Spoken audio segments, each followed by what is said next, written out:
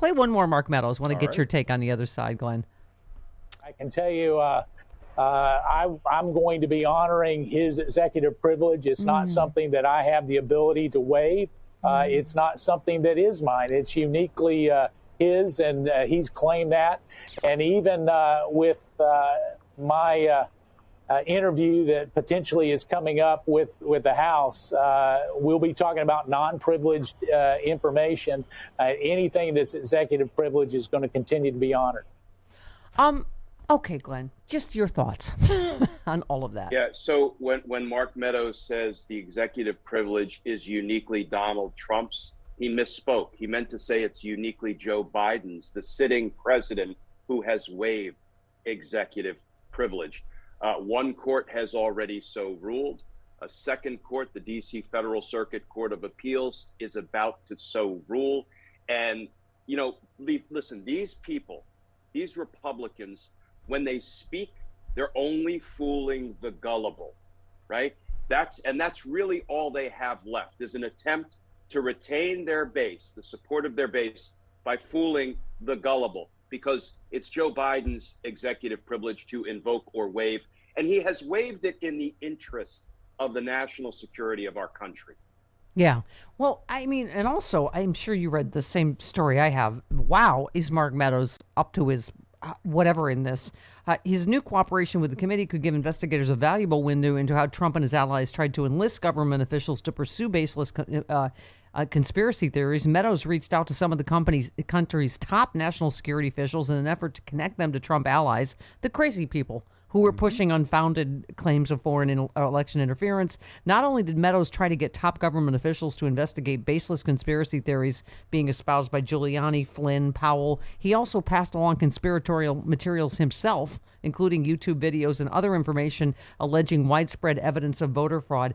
And Glenn, every single one of the crazies, the Chinese thermostats, the Italian satellites, at the highest level of our government, he's Clark, Donald Trump's former high DOJ official, who is prepared tomorrow to plead the Fifth, invoke his Fifth Amendment right against self-incrimination. And let me be clear, Jeffrey Clark absolutely has a viable Fifth Amendment right against self-incrimination, as does Mark Meadows, as you just pointed out, Steph. So they can try to bluff and bluster their way through it. They can invoke all these bogus privileges, executive privilege, attorney-client privilege, magical unicorn privilege. None of it at the end of the day will matter. And I predict you're going to see Mark Meadows as the target of a criminal investigation, just as Jeffrey Clark absolutely must be criminally investigated by the Department of Justice now that Clark said he committed crimes and will have to invoke his Fifth Amendment right against self-incrimination. Well, I was going to say, that's tantamount, isn't it, to saying I've committed crimes that I'm afraid I'm going to be implicated in? I mean, it isn't. In fact, Steph, you're only permitted lawfully to invoke the Fifth if your testimony would incriminate you. You can't just say, listen, I don't want to be bothered. I don't want to testify. I don't want to incriminate others. None of those are legitimate reasons to invoke your Fifth Amendment right against self-incrimination, only if you committed a crime and your truthful testimony would implicate you.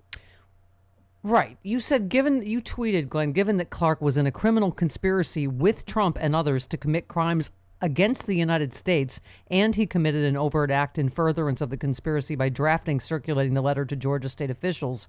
If anyone has a reason to plead the Fifth, Clark does. Isn't Meadows also implicated in that? Meadows obviously was involved in Georgia. He went there physically. He facilitated the call to Raffensperger. He was on that call. I mean, yeah. And now Meadows is where Clark was a few weeks ago, because remember, Clark desperately didn't want to plead the Fifth because we all know what that means. So a couple of weeks ago, when he was hauled before the House Select Committee, he made up a bunch of other privileges and then he stormed out without testifying, which is why he has already committed the crime of contempt of Congress. So I hope Congress doesn't give him backsies by letting him come in tomorrow, right, plead the Fifth, and pretend that his first contemptuous appearance never occurred. It did occur, and I think he should still be referred for criminal prosecution. Glenn, when you say criminal conspiracy against the United States of America. That's pretty easy for us to understand, even us non-lawyers. Is that a legal charge? Because that exactly feels like exactly what it is. Is that a legal charge, that and trying to overthrow, either the government of the United States or to stop the peaceful transfer of power? Are any of those technical charges? Yeah, and at the moment, Steph, I'm sorry that I left my big, ugly blue code book in the other room where I'd run to get it. I've seen it. Up. I've seen it. 18, you've seen it? Yeah, I flashed it to you before. So 18 United States Code Section 371 is conspiracy to defraud or commit offenses against the United States. It's precisely one of the charges that Bob Mueller brought against the Russian Internet Agency that they tried to interfere with our free and fair elections. They committed offenses against the United States. And the beauty of a 371 conspiracy, I urge any of your viewers to just go on the DOJ website and look up that charge, 18 U.S.C. 371. And DOJ talks about how broad and sweeping a criminal charge that is, and it can include all kinds of offenses against the United States. And certainly it would include an attempt to corruptly overturn the results of a presidential election. It's absolutely a precise criminal charge that applies to what Jeff Clark and what Mark Meadows and what Steve Bannon and what Roger Stone and what Rudy Giuliani and what Mo Brooks and what John Eastman and what Donald Trump did. And we are on the same track as the Nixon investigation, the Watergate investigation. We had congressional hearings, then we had indictments, and we had prosecutions. We are on sort of, when you pull back to 30,000 feet, we're on the same path, and we're going to get there. We're going to get to a place of accountability. I am more sure of it every day with the way things are unfolding. Well, you brought up Steve Bannon. He appears to be using his criminal case, I'm reading, to give Trump a window into the House Select Committee's investigation. He, of course, has a right to see evidence against him, but he's trying to make some of that public by including witness interviews and investigators' internal communications in court filings. It's not about trying the case in the media. It's about making it costly for the committee to go after him, said one analyst. It's gray mail, pure and simple. You can't touch me because if you do, I'll spill your secrets. He's trying to pry open the investigation to help other witnesses who don't want to cooperate. Steve Bannon's an anarchist. That's what he's trying to do. So will that succeed?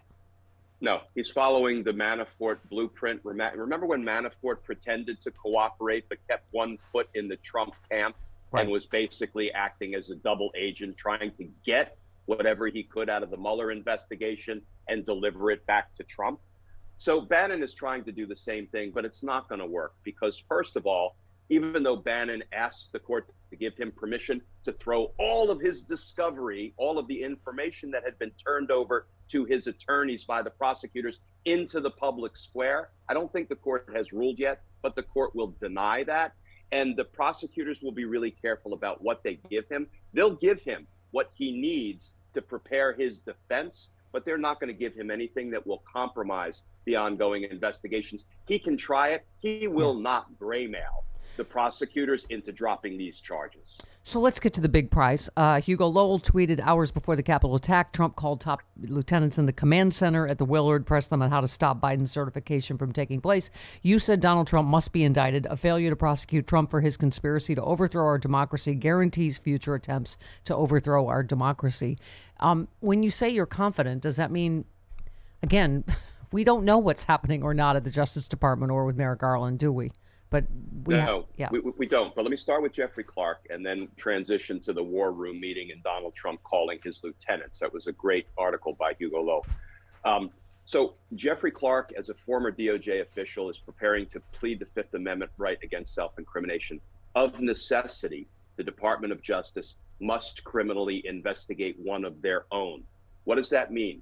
We ordinarily don't like to have organizations investigate their own misconduct. That's like when Bill Barr was Attorney General and he looked into his own misconduct and cleared himself of all wrongdoing. Shocked. So what I think this moves us toward, the Jeffrey Clark Fifth Amendment development, is the need for a special counsel. But let me circle back to the war room meeting. I love the story about Donald Trump calling his lieutenants at the Willard on January 5th and saying, Mike Pence won't do our dirty bidding for us. What else you got? What else you got to overturn the election results? You know what that does? That takes away the 0.01% argument that maybe Donald Trump really thought Mike Pence had the lawful authority to overturn the election results. He didn't, because he said, look, Pence won't do it for us. What else do you got that will help us overturn the election results and keep me in power?